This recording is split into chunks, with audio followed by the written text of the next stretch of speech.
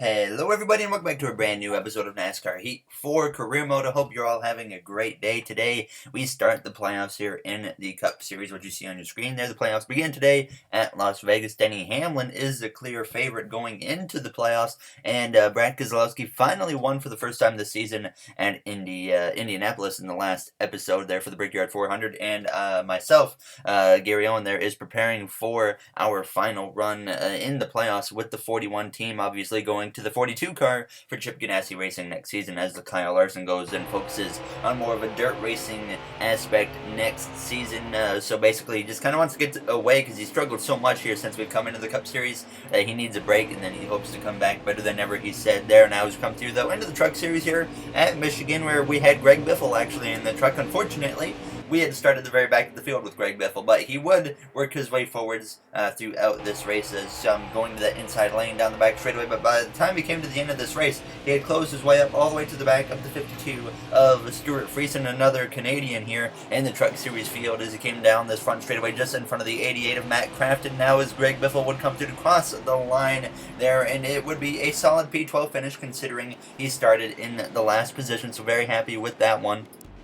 But this would now lead us into the Xfinity Series regular season finale, where we had subscriber David Cates in the car for us as he went down into turns one, starting in a pretty decent position, about the midfield, kind of what we expect at Las Vegas. One of the tracks, once again, this is kind of like the worst mile-and-a-half track, I think, for us on the Xfinity Series. Every time I came here, I couldn't do anything. It was always so frustrating. But yet, in the Cup Series, we can run so much better now, as David would work his way through the field here and there, but like I said, struggling to move his way forwards throughout this race. He came through to the final lap kind of in a land of his own at this point as he came through out of turns 4, heading down this front straightaway. There you see Brandon Jones in the distance as David Cates comes through to cross the line here in Vegas to finish P18. So definitely not the best, but like I said, kind of expected at Las Vegas here for us in the Xfinity Series. So now we come through to Cup Series qualifying for myself, coming through to cross the line. It would be a 30.780 in qualifying, putting us P9 for the first playoff race of the season. Now, as we get ready to go green here in Las Vegas, on the pole, it is Kurt Busch. We're in Las Vegas for the South Point 400. Now, the 10-race NASCAR playoffs start today. After a knockdown, drag-out regular season, only 16 drivers still have a shot at NASCAR's greatest prize. So pull up a chair, and we'll do it. All right, thank you, Rick Allen. We're ready to go green here for the South Point 400 at Las Vegas Motor Speedway. Parker Kligerman starting at the back, even though he would have qualified there anyways. After an engine change, Ryan Preece failed technical inspection, and then Jamie McMurray failed pre-race inspection as well. So they're all starting at the back. And that was not a shot at Parker Kligerman, by the way. I just meant the car is really slow, not him. Now, as obviously he can prove he can win races now, as we're ready to go green here for the first race of the playoffs. We are underway here from the 9th starting position. Tyler Reddick qualified up in the 2nd position. He won his way into the playoffs. Is he all of a sudden going to turn it up here a little bit and maybe be a contender? We're going to find out here in this first race of the playoffs. Right behind us, we got the 9 of Chase Elliott, who's always a strong contender, but hasn't quite been able to make it the distance and contend for a championship very much, as he's made the Final Four before, I think, and then he just kind of did nothing in that race. Now he's come through down into turn 3 of the inside of our Stewart Haas Racing teammate of Eric Almirola, who joins us in the playoffs along with our other Stewart Haas Racing teammate Kevin Harvick. Clint Boyer unfortunately missed out. Reddick drops down to P5 after starting P2 on this opening start here. Now he's going to drop to P6 as we move up into the 5th position, just behind the 88 of Alex Bowman as we come through turns 1 and out of turns 2. Bowman a little bit slow there. I try to get to the outside of him down this back straightaway on the 2nd lap here, but he's going to kind of protect that bottom lane as we go down into turn 3. There you see Kyle Larson, our car next season, all the way up to the top, and as we continued on this short little run, the 18 and the 1, they pulled away. Kyle Busch was now leading, but I was in this battle with Bowman and Kyle Larson. I should mention that Clover paint scheme will be our primary paint scheme next season, so I'm definitely excited to run that scheme. Now he's actually clipped the apron going into turn 3, and now the 42 gets clear. The 20 of Jones for Joe Gibbs Racing comes through out of turn 4 to take over the position, and we would continue running behind Jones as we came through on lap 6, now getting to the outside of the JGR driver, still behind Bowman as Larson was actually starting to drive away as we're going to go 3 wide into turns 3, and Jones escapes this little battle, and now Bowman backs out of the 3 wide middle, and we hold on to P6 at this point, so getting very racy at this point. And then Logano, he would run me down pretty quickly here as we came through on lap 9, so I actually decided to just let the 22 of Joey Logano go as we came through out of turns 4, coming through to hit lap 10, about the halfway point in the stage, but behind us, the 13 of Ty Dillon goes spinning through in heavy contact there from the 62 of Brendan Gaughan now, as that's going to bring out our first caution of the day. As you see right away, some split strategy in the field. Some drivers pitting, some are staying out, so we stay out because I want every single point possible now as the green flag is back in the air here in Las Vegas in this first and opening stage. Now Kyle Busch and Kurt Busch, the duo here at their home track, currently occupy that front row as we go down into turns 1. Larson in P3 ready to pounce on an opportunity if he can get one. Obviously, he has missed the playoffs this season once again now, as on our inside we got the 2 of Brad Keselowski for Penske Racing just behind his Penske teammate of Joey Logano. About a car length separates them two as we go down into turn 3. Hamlin just behind us now. Like I said, coming into this race, Hamlin kind of the championship favorite if you ask me. He's been the best all season long, very consistent. He has been able to rack off or click off many wins, and obviously we've been kind of like the second to third place car. Kind of usually what happens in our first 3 seasons, we've been kind of in that second to third position in the points most of the time now as we come through turns 1 and 2. But Kyle Busch, he has really picked it up here late in the regular season, and as we go into the playoffs, he's making a statement, leading early on here in the first race as we go down towards turn 3 on the outside now. Keselowski, Kurt Busch here has dropped back down now to P5 as Joey Logano actually would make a move for the lead, but couldn't quite take it from Busch. As we had climbed up to P6 as we started the final lap of the stage, we had gotten past Kurt Busch at this point, who had drifted back a little bit, as you can see him in my rear view mirror as we come through turns 1 now. Keselowski and our teammate of Almirola side by side. I thought about going to the bottom, but I didn't quite make the move work, so I actually get up to the outside now behind the 2 of Keselowski as we go down into turn 3 just behind the 10 of Almirola. Kurt Busch lurking in the back in case something happens. We hit the apron and we slide up a little bit there, nearly making contact with the 2 of Keselowski, but he hangs on and we stay clear of behind him actually as Keselowski crosses the line and we get P6 just behind him. Kurt Busch 7th, Boyer 8th, and 10th would actually go to Ricky Stenhouse Jr., but Kyle Busch wins the first stage of the playoffs, a playoff point to him, which will help him going into that next round as we expect to see Kyle Busch in that next round. So we would pit for 2 cans of fuel, 4 tires, make a slight adjustment there, and get ready to go green for stage 2, where we start P6. Kyle Busch drops down to P3. As keep in mind, Kyle Busch has made the Final 4 at both seasons so far in our career mode, so we're very curious to see if he will do it again this season now, as we are once again underway. Stage 2 is green here, and Keselowski does not get a good launch at all. Larson joins Logano in that front row, but he would have loved some help there from the 2 of Keselowski, but like I said, Brad just had a terrible launch there on the restart, and obviously that holds myself up a bit now as we're side by side with Kevin Harvick down this back straightaway here. So far, all of Stuart Haas racing cars just barely inside the top 10. Almirola leading the club now as we actually make a little bit of contact on the right rear there of the 3 of Austin Dillon as we exit turn 4 sideways on the exit of the corner, nearly getting into our teammate of Harvick as we come through to cross the line to complete this first and opening lap of the second stage. Now Boyer getting into the mix as well. Hamlin and Stenhouse behind us side by side through turns 1 and turns 2, as I'm certainly not wanting to give up on this battle with Harvick. We know we have a pretty competitive car here today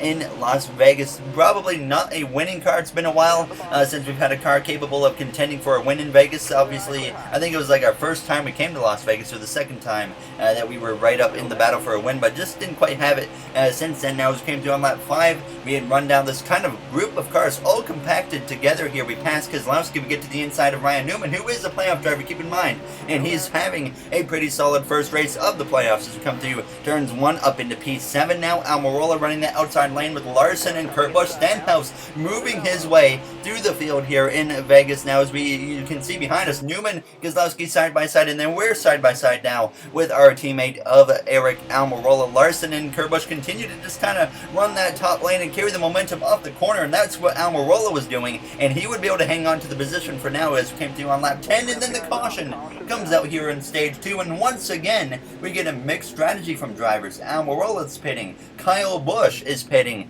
Kyle Larson, Eric Jones, I stay out again. wanting every single point I can get to build up that points gap to the cut line now as we get ready to restart P4 here in Vegas. Late in stage 2, Stenhouse joins Joey Logano on that front row. We get a much better launch than Keselowski did from that 4th position on the last start, but we got Ryan Newman just behind us and Stenhouse. We got both Roush Fenway cars up inside the top 10, which you really don't see very often in real life or in the video game.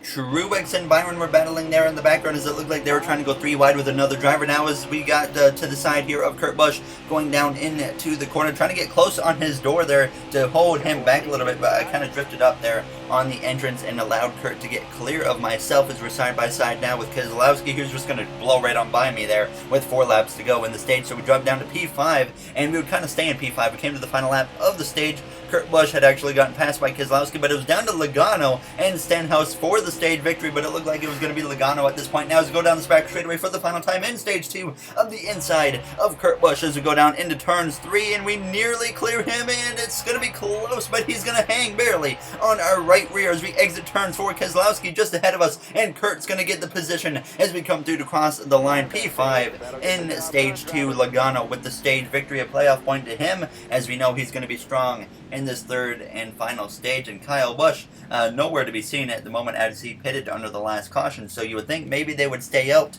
as we would take 2 cans of fuel, 4 tires, another slight wedge adjustment to maybe loosen up the car a bit, but Kyle Busch still nowhere to be found. We know he has a fast car, but after that whole strategy issue, he's definitely going to be down some positions. Now as we're ready to go green for the 3rd and final stage here in Las Vegas. Now on the front row, it's still Joey Logano and Ricky Stenhouse Jr., and this time I don't get a very great launch, but behind me, Martin Truex Jr. has an even worse launch than I got, so restarts haven't been the greatest for us here today in Las Vegas. Now as Stenhouse is already getting passed by the 2 car of Keselowski, Kurt Busch on our inside. It's kind of been these same drivers up front here today. Hasn't been a whole lot of mixing up so far yet. As you can just kind of see, the 22, the Penske drivers have really once again been picking it up once we've gotten to the playoff time, it seems like, so definitely going to have to keep an eye on them. Other than Ryan Blaney, he just doesn't run well on the video game, unfortunately. He has clicked off a few wins before in our career mode, but other than that, he really hasn't been relevant in the career mode, unfortunately.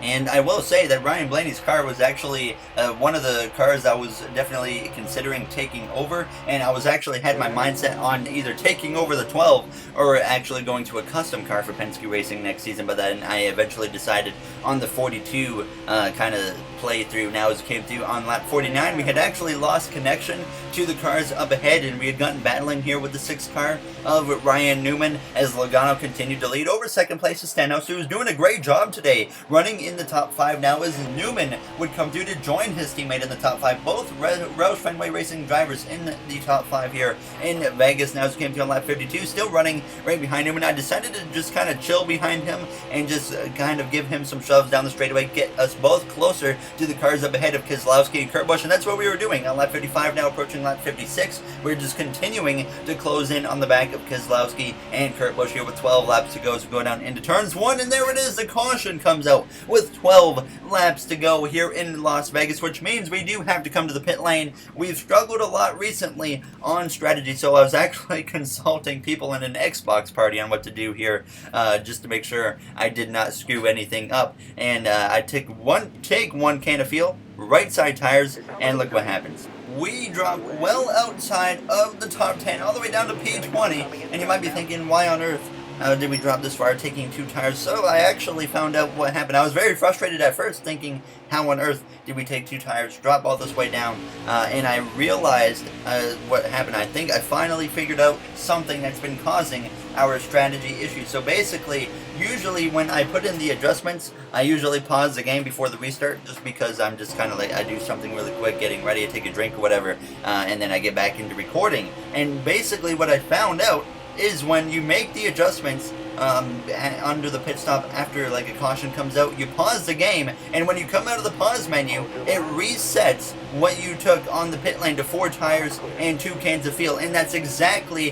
what happened here. So I think I finally found out what's been causing so many strategy issues for ourselves here in this career mode. So I'm hoping that this now no longer is going to be an issue here in the career mode, at least unless I completely screw it up without that issue happening, which has happened, but very unfortunate.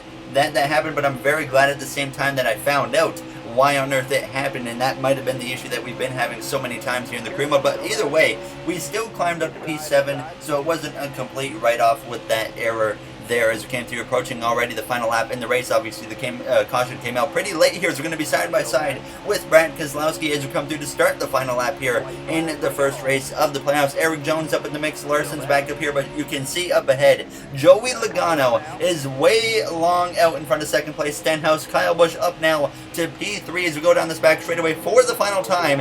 Newman in P6 as we're going to look to the outside of him as we go down into turns 3. Eric Jones, Larson lurking in the back. There's her right on the door of the 6th car of Newman. Kurt Busch up top, Almirola up there as well in the top 5, but Newman gets us on the exit of the corner. We're going to come through to cross the line to finish P7 here in Las Vegas for the first race of the playoffs. Joey Logano wins the race and locks himself now into that second round, the round of 12. So he does not have to worry for the next 2 races at Richmond and the wild Charlotte Roval, which I'm assuming hopefully is going to be a pretty crazy one. Now, as you see, the playoff grid after Las Vegas, we are 40 points to the good, so we really don't have much to worry about unless something goes completely wrong.